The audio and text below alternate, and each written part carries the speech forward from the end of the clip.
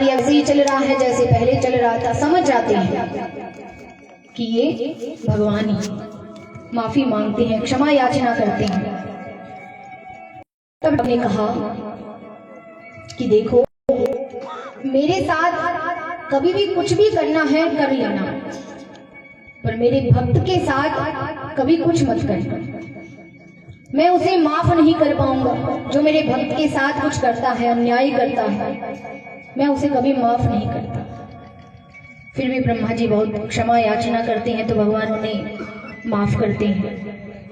अब यहाँ पर यशोदा मैया को जब बहुत शिकायतें मिलती हैं, उल्हाने सुनने को मिलते हैं, तब यशोदा मैया ठाकुर जी को ओखल से बांध देती हैं कि ऐसे थोड़ी हो सकता है, तो इतना भोला बाला कभी कुछ करता ही नहीं है और सब करते हैं।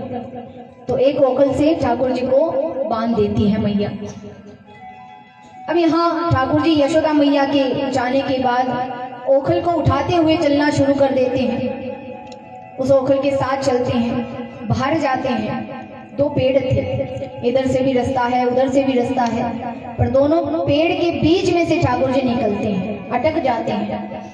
तो थोड़ा जोर लगाते हैं तो दोनों पेड़ जड़ सहित उखड़ जाते हैं और वो दो पेड़ की जगह दो पुरुष खड़े हो जाते हैं। वो दो पुरुष कौन थे?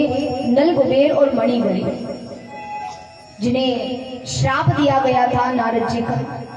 फिर उन्होंने माफी मांगी तो कहा गया कि स्वयं ठाकुर जी आएंगे और तुम्हारा उद्धार करेंगे। अब यहाँ पर महाराज एक प्रसंग और आता है, कालिया नाग का जो प्रसंग है कि यमुना नदी में कालिया नाग आ गया था। पूरी नदी में विष हो गया था, इसलिए कोई पानी नहीं पी सकता था। एक बार सभी ग्वाल बाल वहीं पर खेल रहे थे।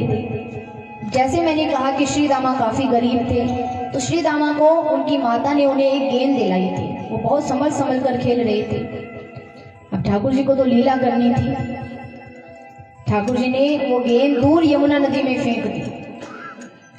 अब यहाँ ठाकुर जी ने, श्री दामा कहता है कि रोज हम जब पहले खेलते थे तो सब यही कहते थे कि जो भी दूर यमुना नदी में गेंद गिराएगा वो ही लेकर आएगा, तो कन्हैया तू ही लेकर आ। ठाकुर जी ने ना इधर देखा ना उधर, कूद गए यमुना नदी में। यहाँ पर कालिया नाग को ठाकुर जी उठाते हैं। काली देह पे खेलन आयो रे मेरो छोटो सो कन्हैयो,